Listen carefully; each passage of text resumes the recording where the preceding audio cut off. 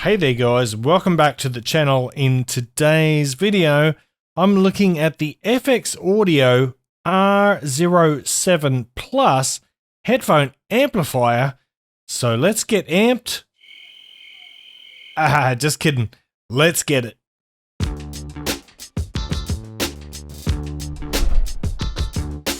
What's cracking, audio fans? It's David here from Prime Audio Reviews. So the FX Audio R07 Plus, I'll probably end up calling it the R07 Plus just because it rolls off the tongue a bit easier, you know what I'm saying? But let me tell you a little bit about it. First of all, the price is $199. I did see this on sale for $175. I don't know if it's still available at that. Let's just call it $199. Inside of here, well, it's part of FX Audio's Good Times product lineup.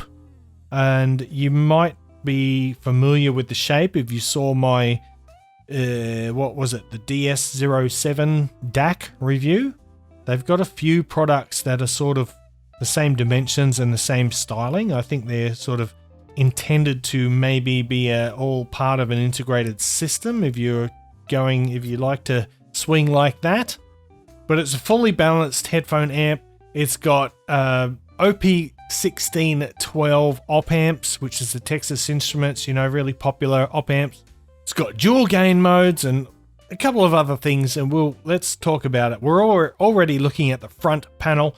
You can see it's dominated by this rather large volume knob. It's got some nice resistance on it. It's very smooth, so you can have nice, precise control with the volume knob. We've got our XLR balanced headphone output, a balanced 4.4mm output, and a single-ended 6.35mm headphone output on the front, and 3 LEDs here that relate to these switches on the back. The top one being the input select switch. You can choose between the XLR balanced input or the unbalanced RCA or the line in.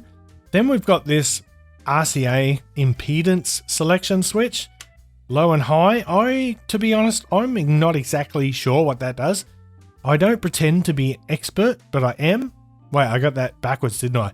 I pretend to be an expert, but I'm not. And down here, finally, we've got the gain switch, obviously low gain and high gain. Lastly, we've got a little cute power button or power switch down there. So that's the unit. It's, almost palm size. I do kind of wish that these switches and the switch and the power switch were on the front, because you like have to reach behind. You have to do a bit of a reach around to turn it on. It could be more convenient, but then again, that might spoil the clean aesthetic of the front here. But, I'm all about convenience. I'm a bit lazy like that, so I would like to be able to hit the switches from the front. But having said that aside, I think it looks great, and it feels great too. It's nicely built. The corners are a bit sharp, but, it is nice, solid aluminum or aluminium for us Aussies chassis, and it feels pretty sweet. So I guess the last thing before I get into the sound is the output power, and the output power is a pretty impressive claim of 2,700 milliwatts or 2.7 watts. But the marketing on the images on the marketing don't state at what impedance it's getting 2,700 milliwatts. I assume that's 16 ohms, so that would suggest that at 32 ohms, which is the kind of standard, it would be like 1,350 odd milliwatts. Regardless, I can tell you it's got some pretty beefy output, and it can pretty much drive just about any headphone. You know what I'm talking about. Anyway, let's talk about the sound and the R07. There I go. It's a 0 technically, but the R07 Plus provides a noticeable improvement in clarity and detail, compared to the standard default output of my PC. It's just worlds apart.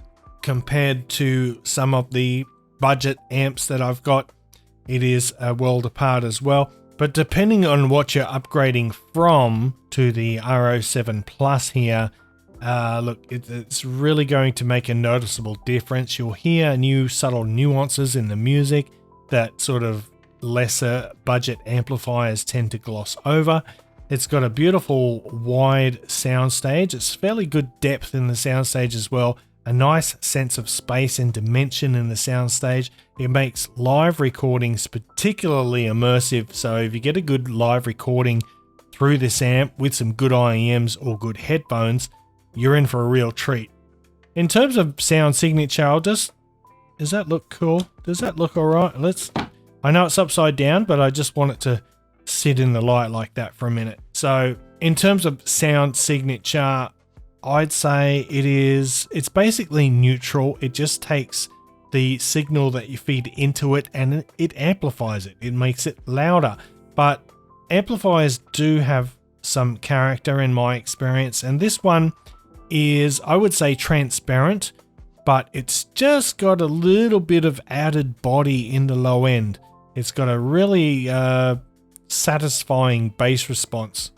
So you get these deep resonant lows, but without any hint of muddiness. There's no smearing. There's no sort of boosted upper mid bass or upper bass that muddies things up. The mid-range is nice and transparent. It allows vocals and instruments to come through with a natural, lifelike quality. And in the treble or the high frequencies, they are nice and crisp. The treble extension is excellent, but I don't find this harsh at all. It highlights the shimmer of cymbals and the breathiness of wind instruments really well. So those upper harmonics are handled beautifully here. Dynamics are handled with finesse as well. As the music transitions from like those soft passages to powerful crescendos in the music, it does that without losing any detail or without introducing any distortion. So you might be familiar with FX Audio by now, but they basically do really good audio quality at a budget price. Some of you might know of the DAC X6, which is sort of what really brought them to the attention of the Western market. And obviously this isn't a DAC. I had this paired with my FX Audio R07 DAC because they're kind of designed to go together, and that works fantastically. I actually had to change. I was testing some RCA cables at first, and I had to change those because I was hearing some noise, and it actually turned out to be my RCA cables. So cables can make a difference in your audio chain for those people who are not sure about those discussions. I don't want to get into that, but for the most part, I was using the XLR output on the DS0. I hope it's the DS. Am I getting that right? There's so many models. Yeah, confirmed. It's the DS07. So the XLR out from the DS07 to the XLR in, obviously, on the R07 Plus. That was the sweet spot for me. There is a significant difference when you switch between low and high gain. So if you're using IEMs or earphones in your monitors, definitely you should have that on low gain. If you are using harder to drive headphones, switch to high gain. And then on the top here, well, that's self-explanatory, just switches between the input between the RCA and the XLR. And the reason they do that is just to, the reason they keep those separate with the switch is just to reduce any crossover or electrical noise in the background. So you get a really nice background with this amp, which helps facilitate a, really precise imaging. Nice black background always makes a good difference. And honestly, I've used this with sensitive IEMs up to, I'd say probably, I don't think I tested anything more demanding than my Sennheiser HD650s, but even the 650s, I could use it in low gain mode. I felt a little more satisfied in high gain mode, but there was still heaps of headroom left. Like, this is a powerful little amp. And basically, yeah, I really enjoy it. I do wish that just maybe at least the power switch was on the front. That would make it, just the usability of it, so much better. But overall, The FX Audio R07Plus delivers a balanced and a dynamic sound profile.